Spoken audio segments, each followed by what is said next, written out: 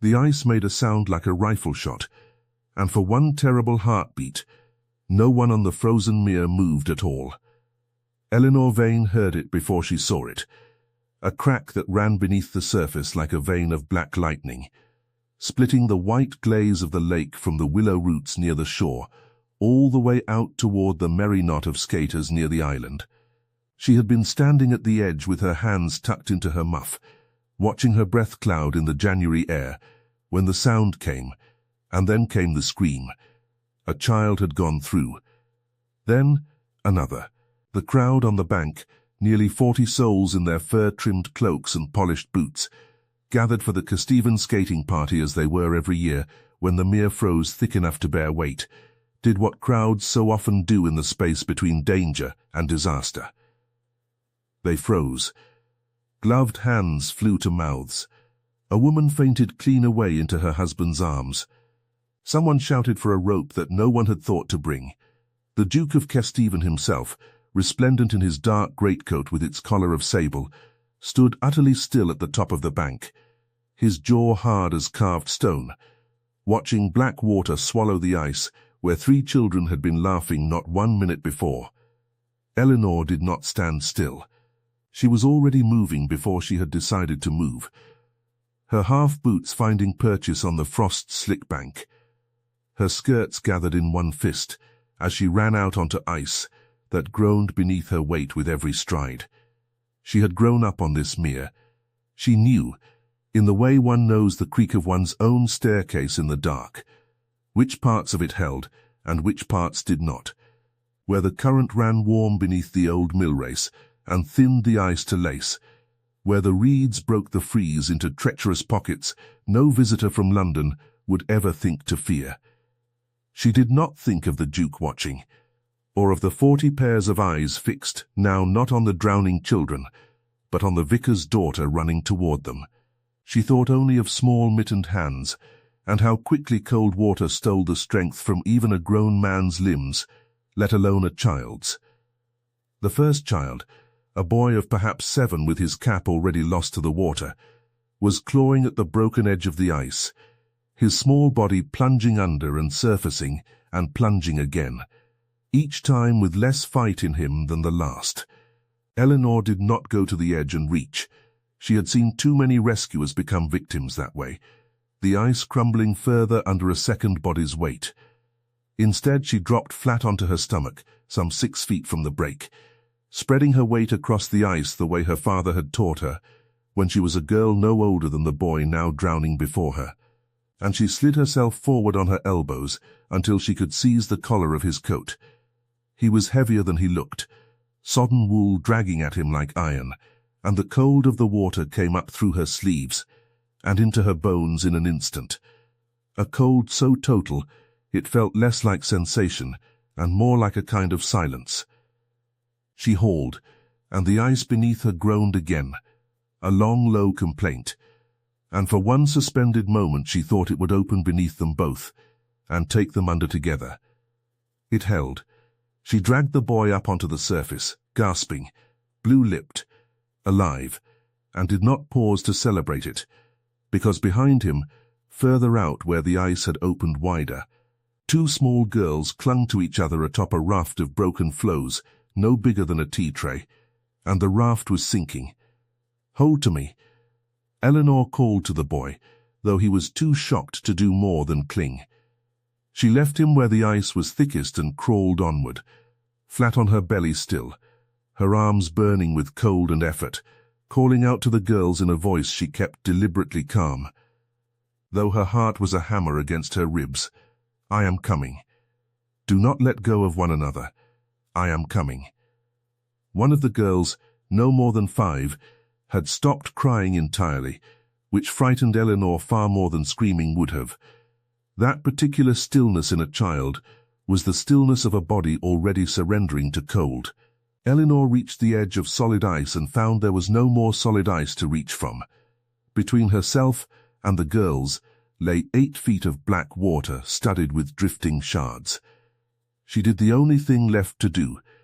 She unwound the long woolen scarf from her own throat, knotted it swiftly to the leather strap of her muff, and cast the makeshift line out across the gap, again, and then a third time, until the older girl, perhaps 8, and braver than her years, managed to seize hold of it with fingers gone stiff and white. "Wrap it round your sister's wrist," Elinor called. "Round hers first. Do you hear me? Hers first." The girl obeyed. Elinor pulled, slow and steady, resisting every instinct to yank and haul, because a sudden pull would tear the scarf from small failing hands as surely as the cold would. Inch by inch the little raft of ice drew nearer, tipping, threatening to spill its cargo into the deep water beneath, until at last she could reach the smaller girl's coat and drag her, then her sister, up onto the ice beside her, both of them sobbing now, which Elinor understood to be a mercy. Sobbing meant breath, meant life, meant a body still fighting for itself. Only then, with all 3 children gathered close about her on the ice that groaned like a living thing beneath their combined weight, did Elinor become aware of the sound behind her, of boots pounding across the frozen bank, of men shouting instructions that came far too late to matter, of the Duke himself, coat discarded, wading out onto the ice with a coil of harness rope one of his grooms had at last thought to fetch from the stables. "Stay low," Elinor called to him, without looking up, without any consciousness that she was giving an order to a duke. "The ice is thin past the third willow. Keep to the left of it." He did not question her. That later would seem to her one of the strangest and most telling facts of that whole terrible afternoon, that a man who commanded 12,000 acres and the deference of an entire county had looked at a soaked, wild-haired, unremarkable woman shouting instructions across broken ice, and simply obeyed. He reached them moments later, dropping to his knees to gather the smallest girl into his arms, wrapping her instantly in the folds of his own coat, which he had somehow carried out with him, though he had discarded it to lighten his steps. "You are safe," he told the child, in a voice Elinor had not expected from him. Not the cold, courteous voice she had heard him use at the Christmas assembly 2 years past, thanking the vicar for his sermon, but something rawer, something that shook very slightly at the edges. "You are entirely safe now." Between the 2 of them, they got all 3 children off the ice and onto the bank, where the crowd, recovered now from its paralysis, and perhaps a little ashamed of it, surged forward with blankets and brandy and a great deal of useless advice. Elinor knelt over the eldest boy, chafing his hands between her own, murmuring to him the way she murmured to the youngest pupils in her little schoolroom, when they scraped a knee or lost a tooth, low and unhurried, until his shivering slowed and his eyes found focus again. It was only when the physician arrived, breathless from the manor house, and the children were bundled into the Kesteven carriage, bound for warm fires and dry linen, that Elinor became aware of how she herself must look, soaked to the elbows and the knees, her hair come loose from its pins and plastered to her cheek, her lips, she suspected, gone quite blue. She became aware, too, that the Duke of Kesteven was looking at her, and had perhaps been looking at her for some little while, with an expression she could not immediately name. It was not the polite blankness with which the nobility generally regarded the vicar's daughter. It was something more like astonishment, and beneath the astonishment, something that unsettled her more, a kind of recognition, as though he was seeing for the first time a person where before there had only been a face among many faces at the edge of his lawns. "Miss Vane," he said. He knew her name. That, too, surprised her. She would not have thought a man of his consequence troubled to learn the names of the vicarage's daughters. "You will come to the house at once. You are wet through, and I will not have it said that a woman who did what you did tonight caught her death for want of a fire." "I am quite well, Your Grace," she began, for it was one thing to run out onto breaking ice without thought for herself, and quite another to sit in the drawing-room of Kesteven Hall dripping lake water onto a carpet worth more than her father's living, with half the county's gentry looking on.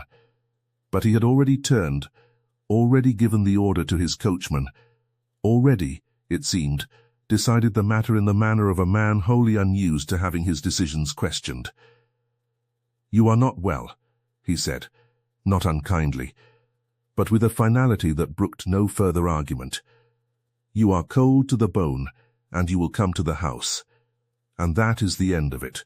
And so it was that Elinor Vane, daughter of the parish vicar of Thornfield-on-Mere, mistress of the village dame school, a woman who had that morning risen before dawn to mark her pupils' copybooks, and had expected nothing more from her afternoon than the small pleasure of watching other people skate, found herself an hour later wrapped in a borrowed dressing gown of French wool, seated before a fire tall enough to roast an ox, in a room hung with portraits of Ashworth dukes going back 3 centuries, while a housekeeper fussed over her, with the particular tenderness reserved for those who have done something the household will speak of for years to come. She had pulled 3 children from the ice, while the Duke of Kesteven watched. She did not yet understand what that single fact was going to cost her, nor what it was going to give her, nor how thoroughly it would unmake the quiet, orderly shape of the life she had built for herself in that small grey house beside the church. The Duke, Julian Ashworth, though she had never in her life had cause to think of him by his Christian name until that evening, when she overheard the housekeeper use it in a low aside to the butler, did not join her in the drawing-room at once. He was above stairs with the physician, seeing to the 3 children, and Elinor understood from the murmured conversations of the servants that this was in itself remarkable, that his Grace did not, as a rule, trouble himself over the welfare of tenant families' children, however great his benevolence in matters of rent forgiveness or almshouse funding. He gave to the parish generously and impersonally, the housekeeper said, the way a man gives to a cause rather than to a person. He did not, as a rule, kneel on broken ice with his coat sacrificed to warm a stranger's child. When he did at last come down, well past the dinner hour, he found Elinor not idle by the fire, but with a book open on her lap that she had not, in truth, read a single line of, her mind still turning over and over the sound the ice had made. The particular blue of the smallest girl's lips, the cold that had gone into her arms and had not, even now, entirely left them. "They will do well," he said, before she could ask. He seemed to understand that this was the only question she had been waiting to have answered. "The physician says the boy took in a quantity of water and must be watched through the night for the lung fever. But he is young and strong, and I have had my own physician sit with him besides Dr. Price, so that nothing is missed. The girls are warm and sleeping. Their mother has been sent for, and will be here within the hour. I am glad of it."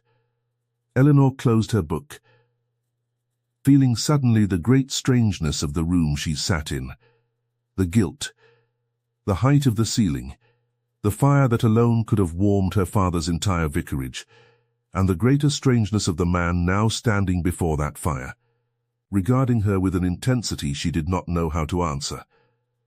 "Your Grace, I must thank you for your hospitality, but I ought to return home directly. My father will be anxious.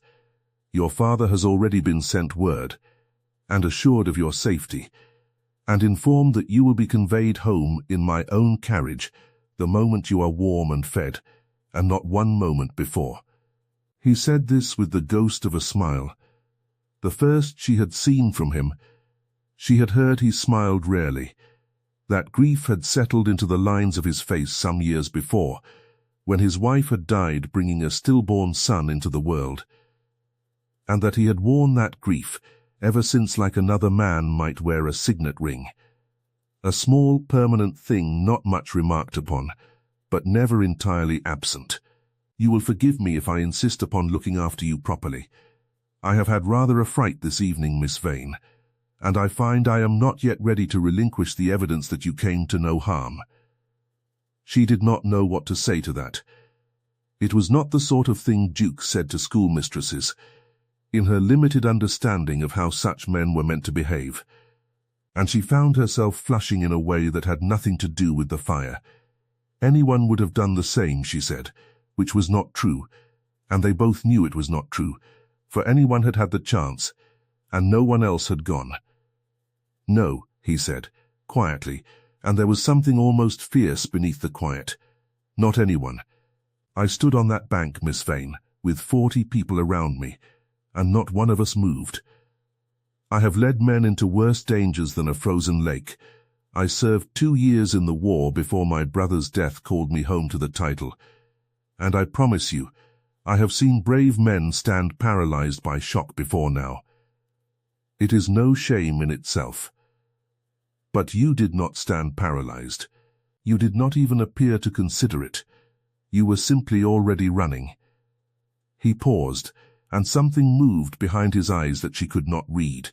Grief, perhaps, or memory, or something newer that had not yet found its name. "I have not stopped thinking of it since. I do not imagine I shall stop thinking of it for some time." The housekeeper came in then with a tray of soup and warm bread and hot spiced wine, breaking whatever fragile thread had been spinning itself out between them, and Elinor was grateful for it, because she did not know what to do with the way he had looked at her, nor with the answering warmth that had risen unbidden in her own chest. She was carried home an hour later in the ducal carriage, wrapped in blankets that smelled of cedar and lavender, and she sat with her forehead against the cold glass of the window, and watched the dark hedgerows slide past, and told herself, quite firmly, that whatever had passed between herself and the Duke of Kesteven that evening was nothing more than the natural gratitude of a man who had feared for the lives of children in his care, and that by the spring thaw he would have forgotten her name again entirely. She was wrong, though it would be some weeks before she understood how thoroughly wrong she had been. The village of Thornfield-on-Mere was not large enough to keep a secret, and by the following Sunday, the story of what had happened on the ice had grown in the telling until Elinor scarcely recognized herself in it. She had, according to the version told at the baker's, dived beneath the ice entirely to bring up the youngest child. According to the version told at the inn, the Duke himself had wept openly upon the bank. According to the version told by old Mrs. Prentice, who had not even been present, Elinor had been offered marriage on the spot. Elinor bore all of this with as much good humour as she could muster, correcting the wilder claims when she was able and simply enduring the rest, and told herself that the whole matter would settle, in time, into the ordinary business of village memory, a 9 days' wonder, remembered fondly, and then forgotten. It did not settle so easily, in part because the Duke of Kesteven did not permit it to. The first sign came 3 days after the skating party, when a footman arrived at the vicarage with a basket of hothouse fruit and a note in a strong, decisive hand, thanking Miss Vane once more for her courage and inquiring, with evident and unusual particularity, after her health. Whether she had taken any chill herself in the course of the rescue, and whether there was anything at all the household could do to be of service to her family. Elinor's father, a mild and bookish man, who had never in 30 years' acquaintance with the Ashworth family, received so much as a personal note from any of them, read it twice over his spectacles, and said, in tones of mild astonishment, that he did not believe he had ever known his Grace to trouble himself so far over anyone not directly in his employ. The second sign came the following week, when the 3 rescued children, recovered now, the boys' lung fever having broken without complication, were brought to the vicarage by their mother, a widow named Sarah Dunmore, who took in washing for half the great houses of the county, so that they might thank Miss Vane properly. Elinor knelt on her own hearth rug, and let the smallest girl, whose name was Prudence, press a fistful of wilting snowdrops into her hand, and felt something settle warmly and unexpectedly in her chest. Not pride, precisely, but a sense of rightness, of having done the one thing in the whole terrible afternoon that had mattered. It was Mrs. Dunmore who told her, in a lowered voice as the children played by the fire, that his Grace had called upon her own small cottage twice since the accident, had settled a sum of money on her for the children's keep that she had at first refused to accept, and had at last been persuaded to, not as charity, he had insisted, but as recompense for the fright his own negligence in organizing the party had caused her family. "He blames himself," Mrs. Dunmore said, shaking her head, "though heaven knows it was no fault of his that the ice gave when it did. But he is not a man, I think, who forgives himself easily for what happens under his own roof, or on his own land." Eleanor turned this thought over long after the Dunmores had gone home in the dusk. She had heard, of course, the general shape of the Duke's history, that his young wife had died 4 years past, in childbed, along with the son she had carried, and that he had withdrawn a great deal from society in the years since, though duty required him to appear at the assemblies and the county functions, to sit in his pew each Sunday, to preside over the affairs of his estate with the same cool competence he had always shown. She had never had occasion, before the skating party, to think of him as anything more than a distant and rather formidable figure at the edge of village life, a name attached to the great house on the hill, a source of rents and charity and occasional gossip. She had certainly never had occasion to imagine him kneeling on ice with his coat wrapped round a frightened child, his voice breaking very slightly as he told her she was safe. The third sign, and the one that could no longer be dismissed as simple gratitude, came a fortnight after the accident, when a second note arrived at the vicarage. This one addressed not to her father, but directly to Elinor herself, a departure from propriety that made her father raise his eyebrows very high indeed, though he said nothing beyond a mild observation that his Grace seemed a most conscientious neighbour.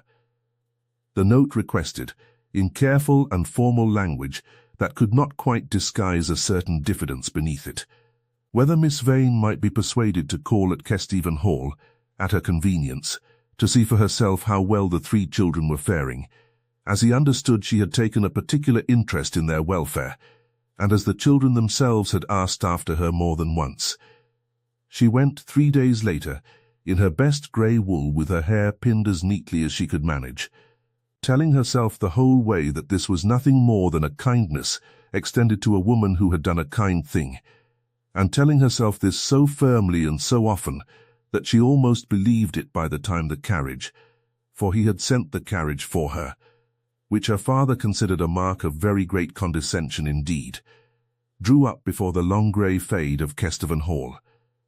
He met her himself in the entrance hall, which she understood from the startled glance the butler gave him was not his usual habit with visitors of her rank, and led her through to the nursery wing himself, where the 3 Dunmore children, along with 2 of his own young wards, a niece and nephew he had taken in some years before, orphaned by a fever that had also claimed his sister, were engaged in a noisy and inexpert game of spillikins upon the nursery floor.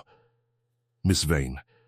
Prudence Dunmore abandoned the game entirely to fling herself at Elinor's skirts, and Elinor laughed and knelt to gather the child up, and when she looked up again, she found the Duke watching the 2 of them with an expression so unguarded, so entirely without the cool composure she had always associated with his rank, that she felt her breath catch a little in her throat. "You have a gift with children," he said, when Prudence had at last released her and gone back to her game. "I confess I have thought of little else these past weeks, besides how very differently that day might have ended, had you not been present. I do not know how a man properly thanks a woman for the lives of 3 children who are not even his own. You have thanked me already, Your Grace, a dozen times over, in fruit and notes and carriages," Elinor said, with more lightness than she entirely felt. "I begin to think you mean to thank me into an early grave from the sheer weight of your gratitude." That earned her a real laugh, low and startled, as though it surprised him as much as it surprised her, as though laughter itself were a muscle gone stiff from disuse. "Then I shall endeavour to find some less exhausting form of thanks," he said. "Will you walk with me in the long gallery? There is less noise there, and I confess I find I would rather speak with you than watch you disappear beneath a pile of grateful children, however well deserved their gratitude."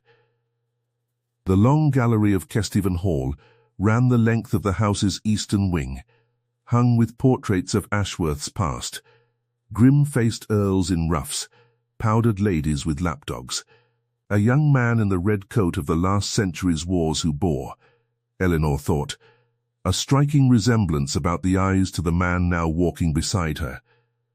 She asked him about his ancestors, partly from genuine curiosity, and partly to fill the silence that had fallen between them, a silence that felt, strangely, not uncomfortable, but expectant.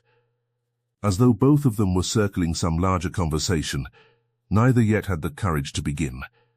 He told her, as they walked, of his father, a stern and distant man who had never much cared for his second son, until his elder son's death made that second son the heir, of his own years abroad with his regiment, which he spoke of only briefly, and with a certain shuttered look that told her more than his words did, of his marriage, entered into more from duty and family expectation than from passion, though he had come, he said, to care for his young wife a great deal in the short years they had been given together, and of the terrible winter 4 years past, when he had lost both her and the son who would have carried his name forward.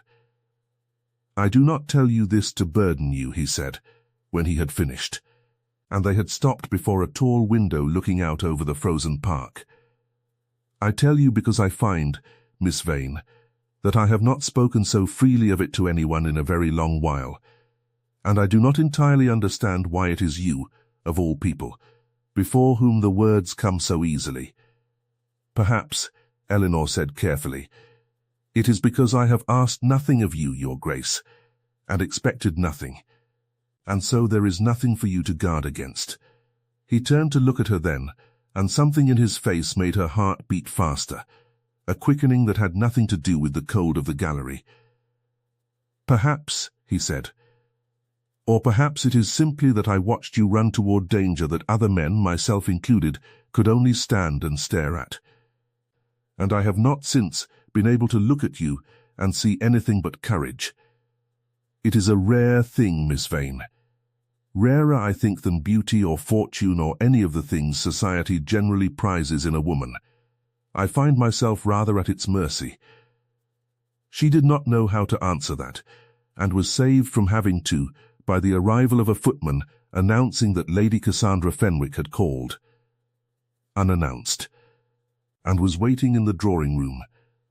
Elinor felt the shift in the Duke's manner at once, a kind of weary bracing, though he was too well-mannered to let it show for more than an instant. "You must forgive me," he said. "Lady Cassandra is the daughter of an old friend of my father's, and has taken it upon herself these past 2 years to consider my remarriage very much her particular project. I ought to go down. Will you take tea before you return home? I would not have you go without at least some refreshment for your trouble." Elinor agreed, though she found, sitting in the drawing-room some minutes later with Lady Cassandra's pale, appraising eyes fixed upon her over the rim of a teacup, that her welcome at Kesteven Hall had a limit, and that limit had just been reached. "Miss Vane," Lady Cassandra said, in the particular tone of a woman who has decided in advance precisely how much warmth a conversation deserves, and has measured it out accordingly, "how very good of His Grace to take such an interest in the village children. I am sure the whole parish is grateful for his condescension. And you were the one who pulled them from the water, were you not? How very energetic of you." "I did what anyone would have done in my position," my lady, Elinor said, though she was beginning to tire of saying it, and beginning, too, to suspect that it was no longer entirely true, that she had done what she alone, among all those present, had been willing to do. "Indeed," Lady Cassandra said, with a small, thin smile, "though I am told not everyone was in a position to do it. It must have felt very singular, being so suddenly the centre of so much attention. His Grace is not, as a rule, given to such enthusiasms. I confess I hardly recognize him these past weeks." There was nothing in the words themselves that could be called uncivil, and yet Elinor understood perfectly well what was being said beneath them, that she was an interloper, a novelty, A passing enthusiasm that would fade as all such enthusiasms faded, and that the proper order of things, a duke's remarriage into a family of equal or superior consequence, would in time reassert itself. She drank her tea, and answered with careful courtesy, and left Kesteven Hall an hour later with the warm glow of the afternoon, considerably dimmed by the memory of Lady Cassandra's pale, watchful eyes. She told herself, on the long ride home, that this was precisely the sort of complication she ought to have anticipated, and precisely the reason a sensible woman in her position ought not to have allowed herself to feel the small, unreasonable happiness that had been building in her chest since the skating party, the happiness of being seen, truly seen, by a man whose good opinion she had never before had cause to seek, and had certainly never expected to find so unexpectedly, so disarmingly, turned toward herself. The weeks that followed brought a curious kind of double life. In the village, Elinor's days continued much as they always had.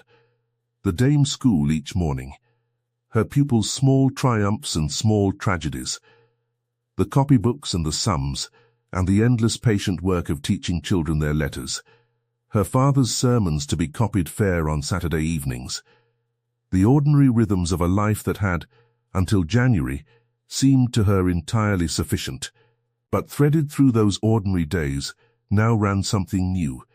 Notes from Kesteven Hall, not frequent enough to raise talk beyond what talk had already been raised, but frequent enough that Elinor found herself watching for the post with an eagerness she was half ashamed of.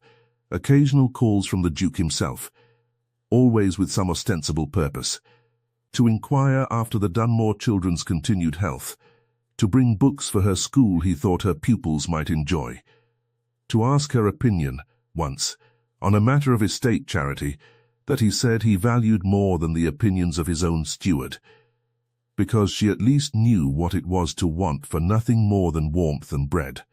She began, in short, to fall in love with him, slowly and against her own better judgment, in the particular way that love creeps upon a sensible person who has spent her whole life guarding against it, not in a single dazzling moment, but in 100 small ones, the way he listened to her, really listened, as though her opinions carried genuine weight, the gentleness with which he handled his young wards, a gentleness she suspected few outside his own household ever witnessed, the dry, unexpected humor that emerged more and more often from beneath the grave exterior he showed the rest of the world, the evident, growing difficulty he had in disguising how very much he looked forward to her company.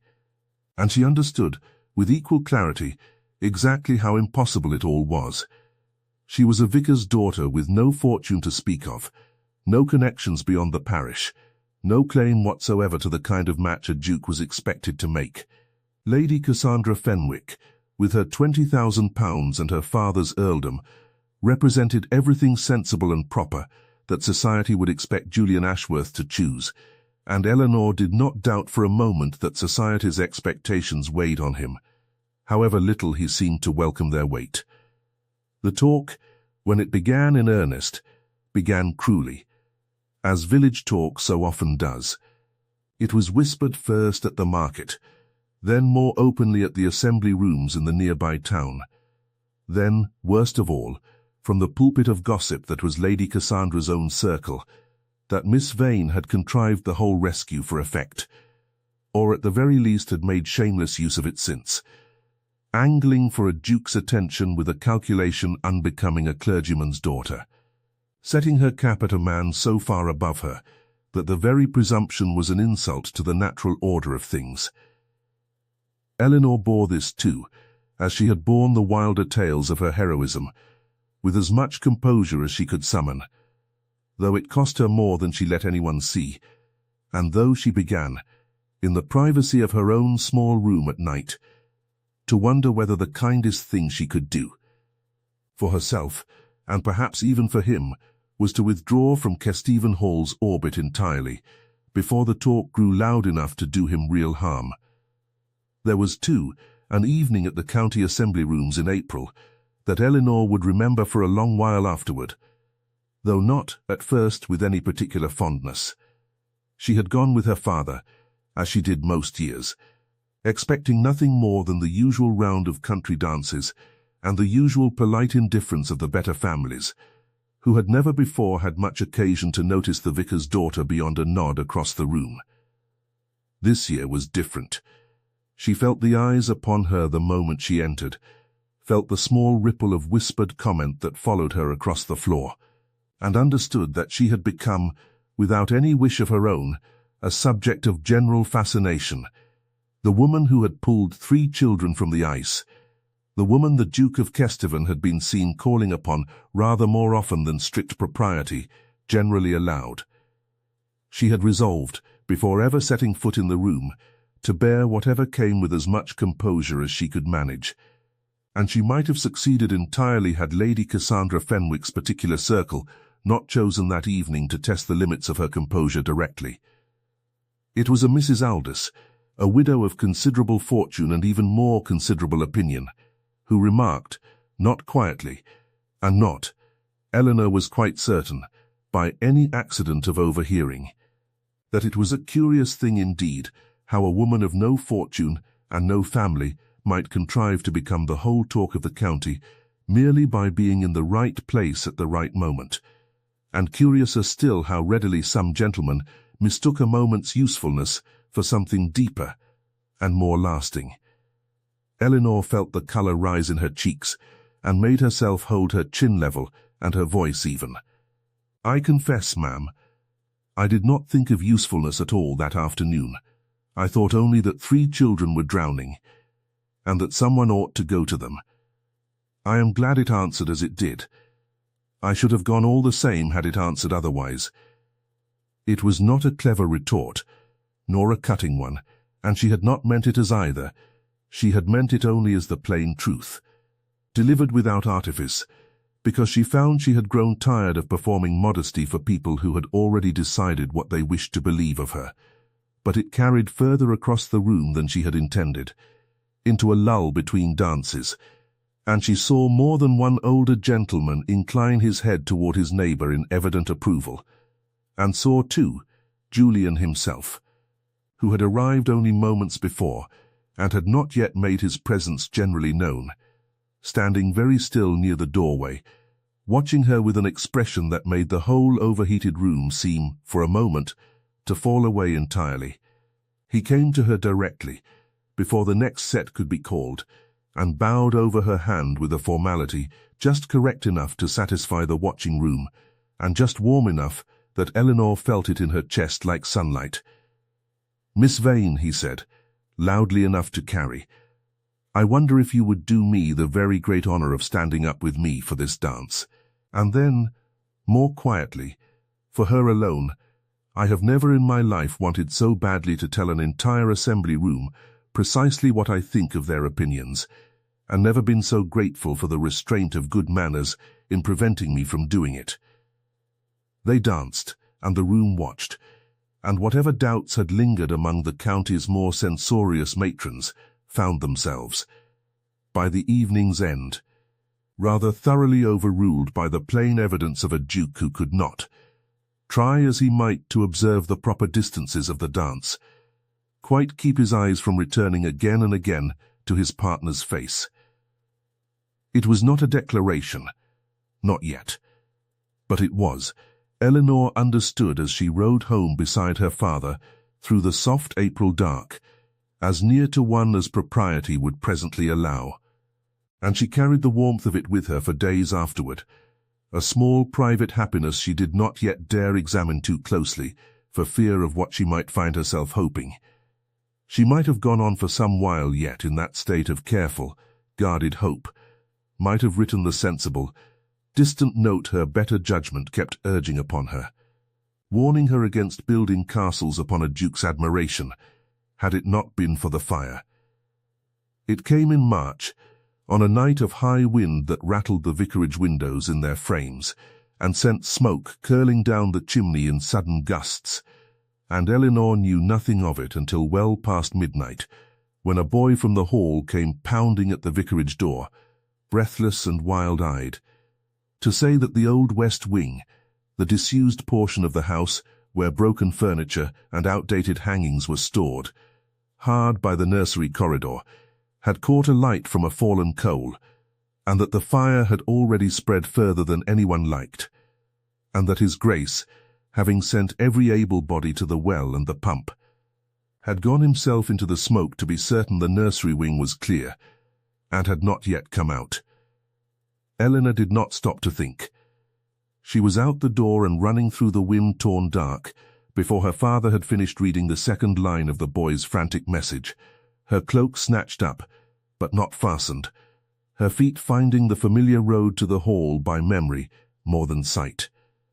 She arrived to a scene of controlled chaos, servants passing buckets in a long chain from the ornamental pond, grooms beating at the licking flames along the wing's lower windows with wetted sacking, the night sky above the west wing glowing a dull, furious orange, and to the housekeeper, Mrs. Bell, wringing her hands upon the gravel drive and saying, over and over, that his Grace had gone in after the children not 5 minutes past, and had not come out, and that 2 of the footmen sent in after him had turned back, driven out by smoke too thick to breathe. Which door? Elinor demanded, already moving toward the smoke-wreathed east entrance of the nursery corridor, the one she remembered from her visits, the one that gave onto the passage nearest the old schoolroom. Miss Vane, you cannot. She was already gone, a wetted shawl snatched from a startled maid's shoulders and pressed to her own mouth and nose, into a corridor thick with smoke that stung her eyes to instant tears, and turned the familiar hall into a blind, choking maze. She kept low, as her father had once told her fire wardens did in the great London blazes he had read of in the newspapers, crawling along the wainscoting, with one hand trailing the wall to keep her bearings, calling the Duke's name into the roaring dark until her throat was raw with smoke, and shouting both. She found him at last in the nursery doorway itself, half collapsed against the frame. A limp child cradled in each arm, his young nephew, overcome by smoke before he could be woken, and little Prudence Dunmore, who had been staying at the hall those past weeks under the housekeeper's kind care while her mother took in extra washing for the spring cleaning season, and who had wandered from her own bed into the nursery corridor in search of her brother when the alarm was first raised. The Duke himself was barely conscious, his face blackened with soot, his breathing a terrible tearing rasp, but he had not let go of either child, and would not, she understood at once, let go even now if it cost him his own life to hold them. "I have you," Elinor said, or tried to say, though the words came out more cough than speech. "I have you. All 3. Come, you must come now, there is no time," between them, for he found, somewhere in the depths of his exhaustion, the strength to stumble upright once she had taken the weight of his nephew from his failing arms. They made their slow, blind way back along the corridor, Elinor half dragging, half guiding him with one hand fisted in his coat, Prudence still clutched against his chest, the boy limp but breathing against Elinor's own shoulder, until at last they broke free of the smoke into the clean, wind-scoured air of the drive, where willing hands took the children from them both and laid them gently on blankets spread upon the gravel, and where Elinor herself sank to her knees, coughing until her ribs ached, and found the Duke sinking down beside her, one blackened hand closing, without hesitation or thought for who might see, around her own. "You should not have come in after me," he said, when he could speak again, his voice a wrecked whisper. "You should not have risked yourself for my sake. I did not come in for your sake alone," she said, which was truer than she had quite meant to admit aloud. "There were children in that fire, your Grace, and I have never yet learned how to stand upon a bank and watch." He looked at her then, soot-streaked and dishevelled, and entirely unlike the composed, distant figure the county had always known, and something in his face broke open in a way she had not seen before. Not the careful warmth of their gallery conversations, but something rawer, something that had clearly been building beneath his composure for weeks, and had finally found, in the terror of that night, no further room to hide itself. "I have been a fool," he said. "I have let talk, and duty, and the weight of a title I did not ask for and have never much wanted, keep me from saying to you the one thing I have known to be true since the moment I watched you run out onto that ice without a single thought for your own safety. I love you, Elinor Vane. I have loved you, I think, since that very afternoon, and I have spent every day since trying to convince myself that a man in my position has no business feeling what I feel, and I find tonight, with my own life and the lives of these children owed entirely to your courage, that I can no longer manage the deception."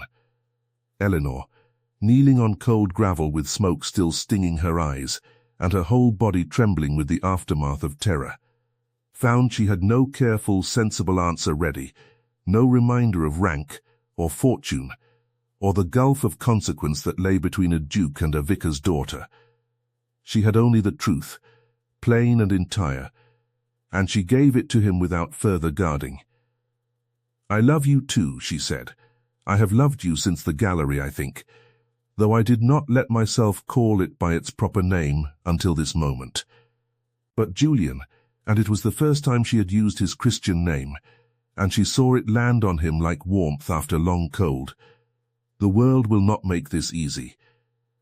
Lady Cassandra, and the talk in the village, and every dowager in the county who has already decided what sort of woman you ought to marry. The world," he said, with something that was almost his old dry humor returning even through the wreck of his voice, "may say what it likes. I have spent 4 years letting the world's expectations govern every choice I made, out of grief, and out of duty, and out of a conviction that I had already had my one chance at happiness and used it up. I do not intend to spend the next 40 years making the same mistake. I watched you save 3 children from a frozen lake, while 40 of my supposed betters stood frozen with shock, and I watched you walk into a burning house tonight without a heartbeat's hesitation.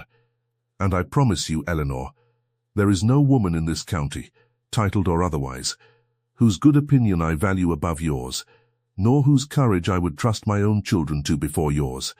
The physician came then, and the housekeeper, and the business of tending the injured and accounting for the fire's damage swept them both up into its urgent practicalities, and there was no more time that night for declarations. But something had shifted between them on that cold gravel drive that would not be undone by daylight, or by talk, or by Lady Cassandra Fenwick's cold civility. And both of them knew it. The fire, it transpired the following day, had started from nothing more sinister than a poorly swept chimney and a stack of old curtains left too near the hearth, though the west wing was largely gutted before the last flames were beaten out, and it would be a full year before the repairs were complete.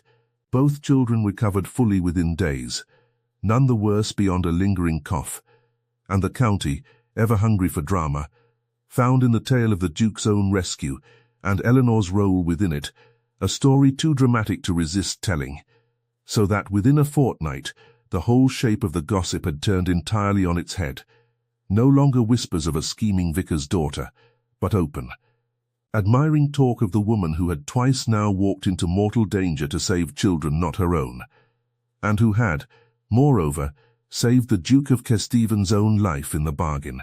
Lady Cassandra Fenwick, to her credit, had the good sense to withdraw from the field with what dignity she could muster, calling once more at Kesteven Hall to offer her formal congratulations when the engagement was announced some weeks later, though her smile, Elinor noted, remained thin to the last.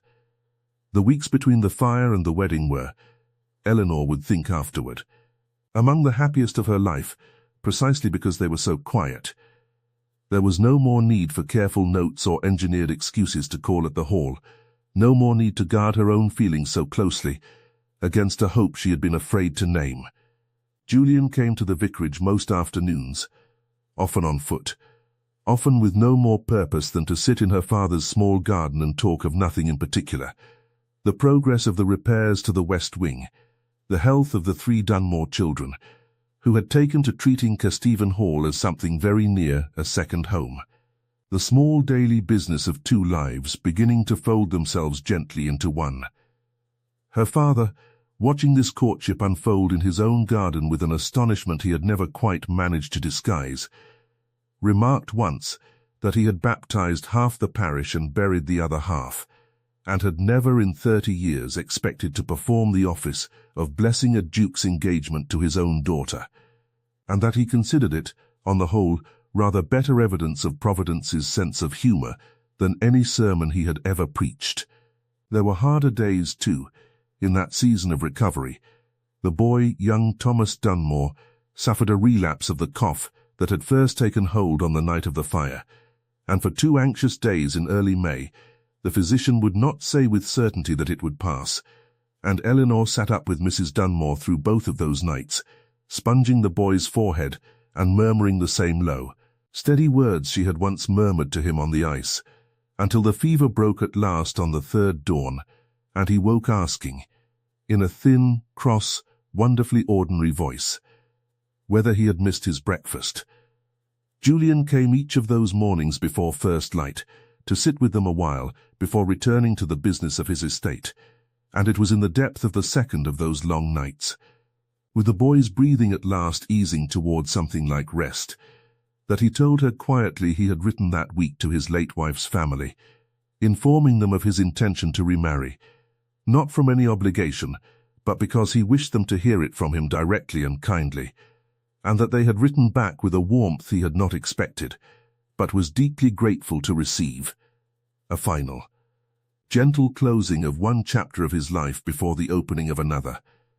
By the time the hawthorn came into bloom along the lane between the vicarage and the hall, there was no one left in the county, from the highest table to the lowest cottage, who did not understand that the Duke of Kesteven's heart had been thoroughly and permanently claimed, nor any who any longer thought it strange. The talk that had once been cruel had softened, in the way village talk so often does once the story it circles has been allowed to finish itself, into something nearer to pride that Thornfield-on-Mere had produced.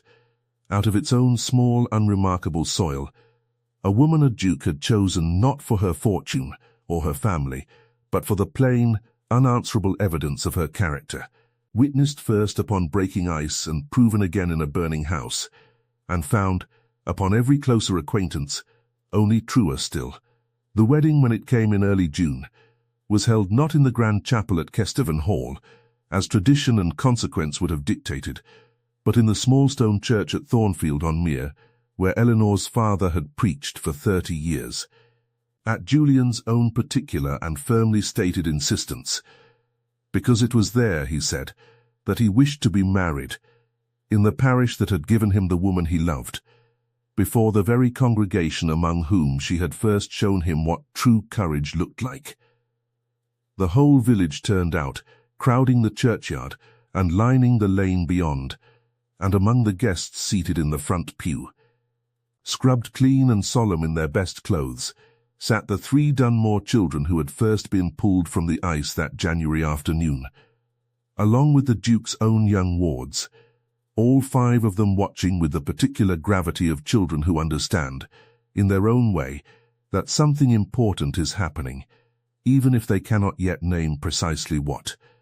Afterward, as the wedding party made its way down toward the mere itself, for the celebration that had been laid out along its banks, for Julian had insisted upon that too, had insisted that the lake which had so nearly claimed 3 young lives, that winter should instead become, in the warmth of a June evening, a place of joy and remembrance, rather than only of fear. Elinor stood for a long moment at the water's edge in her wedding gown, looking out over the calm, sun-gilded surface that had once cracked like rifle fire beneath her feet, and felt her husband's hand find hers. "Do you remember," he said quietly, "what I told you that first night, in the drawing-room? That I had not stopped thinking of it since, and did not imagine I would stop for some time." "I remember. I find I was wrong only in one particular," he said, and there was such warmth in his voice, such open and unguarded happiness, that it seemed to Elinor scarcely the voice of the cold, distant Duke the county had once believed him to be. I do not imagine I shall ever stop thinking of it. I shall think of it, I believe, for the whole of my life, the day the ice gave way. And out of all the world standing frozen upon the bank, one woman alone did not hesitate to run toward what others feared. I have built my whole happiness upon that single act of courage, Elinor, and I mean to spend every day I am given in gratitude for it.